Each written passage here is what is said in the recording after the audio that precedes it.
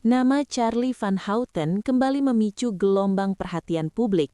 Kali ini bukan soal lagu baru, tapi rencana konser besar yang disebut-sebut akan digelar di Cirebon. Isu ini langsung mengundang tanda tanya karena melibatkan satu nama lain yang sedang berada di puncak sorotan, April DA7. Informasi awal menyebar cepat di komunitas musik dan penggemar dangdut, meski belum seluruhnya dikonfirmasi secara resmi. Namun pola kemunculannya menarik karena tidak datang dari satu sumber tunggal, melainkan dari potongan informasi yang saling menguatkan. Cirebon, kota yang jarang menjadi pusat konser skala besar lintas genre, tiba-tiba disebut sebagai titik utama. Kombinasi nama besar, lokasi yang tak biasa, dan momentum popularitas April DA7 memunculkan pertanyaan penting. Apakah ini sekadar wacana atau sedang disiapkan sebagai langkah besar berikutnya? Untuk memahami arah sebenarnya, kita perlu melihat konteks di balik kemunculan isu ini. Charlie Van Houten bukan sosok yang sembarangan mengambil langkah besar tanpa perhitungan matang. Setiap proyek besar yang ia sentuh hampir selalu memiliki pola persiapan yang rapi dan strategi jangka panjang. Dalam beberapa bulan terakhir, Charlie terlihat aktif membangun ulang koneksi dengan berbagai musisi lintas genre dan daerah. Aktivitas ini terlihat dari kolaborasi, pernyataan publik yang terukur, hingga kemunculan di acara-acara non-rutin. Ketika nama Cirebon muncul sebagai lokasi konser, banyak pihak menilai ini bukan keputusan acak, melainkan bagian dari pendekatan baru, mendekat ke basis massa yang kuat namun jarang disentuh konser nasional. Jika benar konser ini dirancang besar-besaran, maka ini bukan hanya soal panggung, tapi soal positioning. Dan di titik inilah, kehadiran April DA7 mulai terasa signifikan dan tidak bisa dilepaskan dari rencana tersebut. April DA7 saat ini berada dalam fase popularitas yang sangat sensitif, naik cepat, diperhatikan luas, dan diawasi publik. Setiap langkahnya memiliki dampak langsung.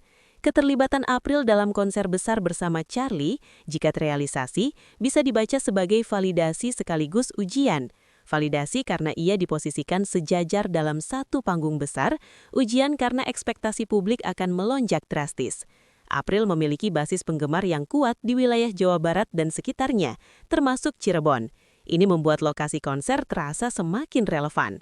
Namun justru disinilah muncul spekulasi, apakah April hanya akan menjadi pengisi acara atau memang diposisikan sebagai magnet utama konser tersebut.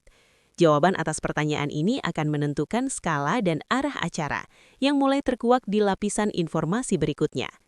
Cirebon bukan kota konser utama, tapi justru itu yang membuatnya strategis. Kota ini berada di persimpangan budaya, jalur logistik, dan basis penonton yang besar, namun jarang disentuh event raksasa. Beberapa promotor melihat Cirebon sebagai ladang tidur yang siap digerakkan. Ketika nama Charlie dan April disebut dalam satu paket konser, potensi ledakan massa menjadi sangat realistis. Infrastruktur memang bukan yang paling modern, tapi pengalaman menunjukkan bahwa konser besar di kota non-metropolitan justru sering menghasilkan antusiasme lebih tinggi. Jika benar konser ini dirancang besar-besaran, maka Cirebon bukan pilihan alternatif, melainkan target utama. Dan dari sini, muncul indikasi bahwa skala acara tidak akan biasa-biasa saja, sesuatu yang mulai terbaca dari bocoran teknis yang beredar terbatas. Bocoran paling menarik bukan soal siapa tampil, tapi bagaimana konser ini dirancang. Informasi yang beredar menyebutkan konsep panggung dan tata suara yang berada di atas standar acara daerah. Beberapa pihak menyebut keterlibatan tim produksi berpengalaman yang biasa menangani event nasional.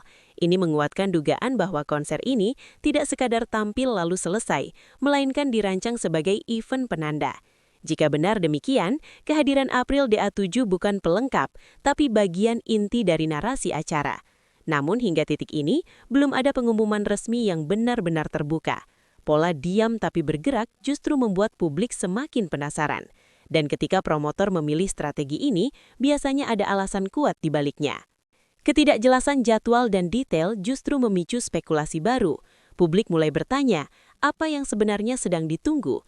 Dalam industri hiburan, penundaan pengumuman sering berkaitan dengan negosiasi akhir, penguncian sponsor, atau penyesuaian konsep. Jika salah satu nama utama belum sepenuhnya dikunci, maka pengumuman bisa ditahan. Namun fakta bahwa isu ini terus muncul tanpa dibantah juga patut dicatat. Diamnya pihak terkait bukan tanda penolakan, melainkan indikasi bahwa sesuatu memang sedang disiapkan. Dan di fase inilah, ekspektasi publik mulai naik, menciptakan tekanan tersendiri bagi semua pihak yang terlibat. Jika konser ini benar terjadi, dampaknya tidak hanya berhenti di panggung. Ini akan mempengaruhi posisi April DA7 di industri hiburan.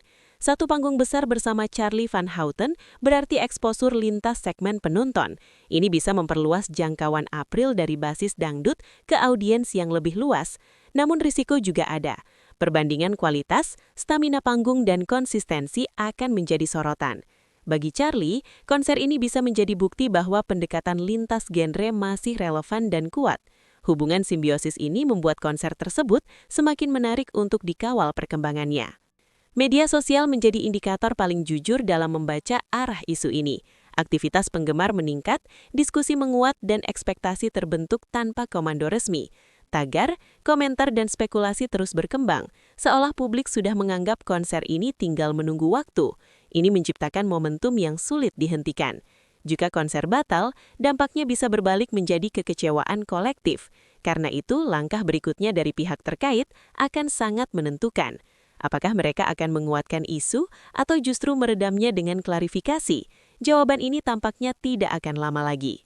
Pola yang terbaca sejauh ini menunjukkan satu hal, ini bukan rumor kosong, terlalu banyak elemen yang saling terhubung untuk diabaikan. Nama besar, lokasi strategis, momentum popularitas, dan pergerakan industri membentuk satu garis yang cukup jelas. Meski belum resmi, arah anginnya terasa konsisten. Publik hanya menunggu satu pemicu, pernyataan terbuka. Dan ketika itu terjadi, perhatian akan langsung tertuju ke satu pertanyaan utama. Seberapa besar sebenarnya konser ini dirancang? Semua tanda mengarah pada satu kesimpulan sementara. Jika konser Charlie Van Houten dan April DA7 di Cirebon benar-benar diumumkan, ini akan menjadi salah satu event yang paling dibicarakan tahun ini. Bukan hanya karena nama besar, tapi karena konteks, timing, dan strategi di baliknya. Hingga saat itu tiba, publik hanya bisa mengamati setiap sinyal kecil yang muncul. Dan justru di fase inilah, cerita sebenarnya sedang dibangun, pelan, terukur, dan penuh perhitungan.